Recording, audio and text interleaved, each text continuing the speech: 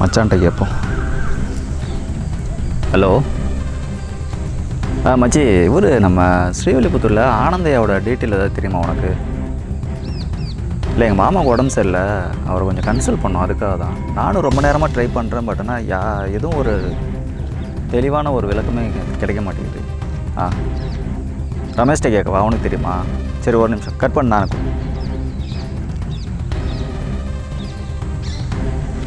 Hello மச்சி, ஆனந்தையோட detail ஏதாவது தெரியுமா உனக்கு?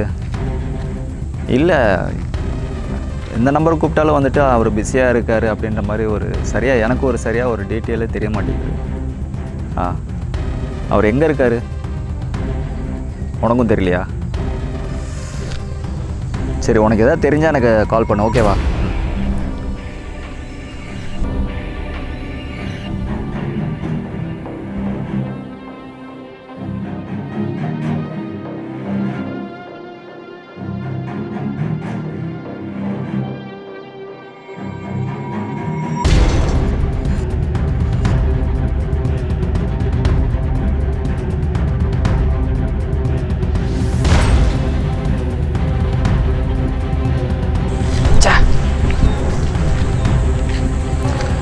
எல்லாம் எமர்ஜென்சிக்கு எவனும் ஃபோன் எடுத்து தொலைய மாட்டாங்க.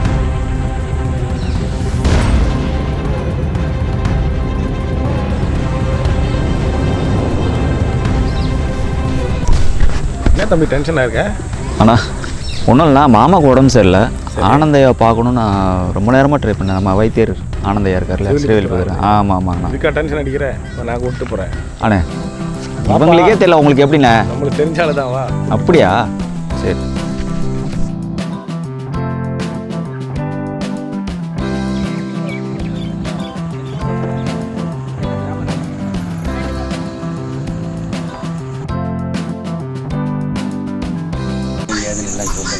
வணக்கம் விஜயண்ணே, வாங்க. எப்படி இருக்கீங்க? நல்லா இருக்கும். சரி சரி. என்ன இவ்வளோ நம்ம தெரிஞ்ச ஒரு தம்பி. சரி, உங்களை ரொம்ப நேரம் தேடி அலைஞ்சிக்கிட்டே இருந்தேன் அப்படி. சரி, அதனால தான் உங்களை டைரெக்டாக கூப்பிட்டு வந்து அறிமுகப்படுத்துறேன்னு சொல்லி தான் நான் கூப்பிட்டு வந்திருக்கேன். சரி, பார்த்து பண்ணி கொடுங்க சார். நான் வரேங்க. சொல்லிட்டீங்க, அதுக்கப்புறம் வேறு என்ன இருக்குது? சரி ஐயா வணக்கம். வணக்கம் ஐயா, உட்காருங்கய்யா.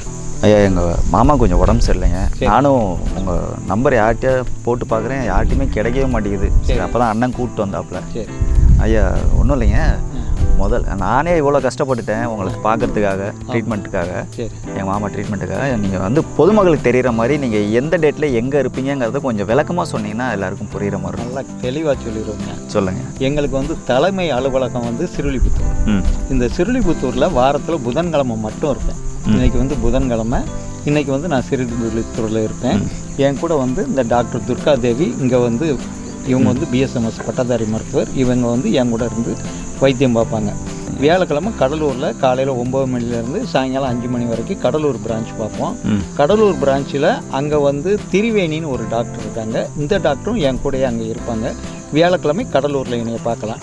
வெள்ளிக்கிழமை காலையில் நாங்கள் திருச்சி வந்துடுவோம் காரில். திருச்சியில் தமிழ்ச்செல்வின்னு ஒரு டாக்டர் இருக்காங்க. கேகே நகரில் நம்ம பிரான்ச் இருக்குது. இப்போ நான் சொன்ன கடலூர் பிரான்ச்சும் வாரம் முழுசுமே இருக்கும். வாரத்தில் ஒரு நாள் விடுமுறை, செவ்வாய்க்கிழமை அங்கே விடுமுறை.